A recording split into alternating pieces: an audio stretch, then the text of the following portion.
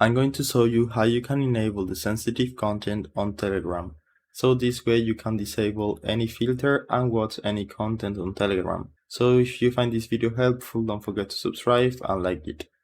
So this process is very easy and it works on the desktop application or the phone application as well. It's the same process, so all you need to do is go to this menu at the top left corner of your screen.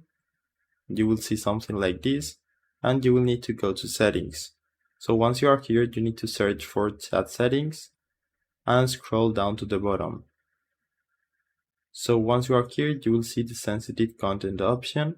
So you can enable this option if you want to show this type of content, or you can disable this option if you want to hide media that contains sensitive content. So that's it.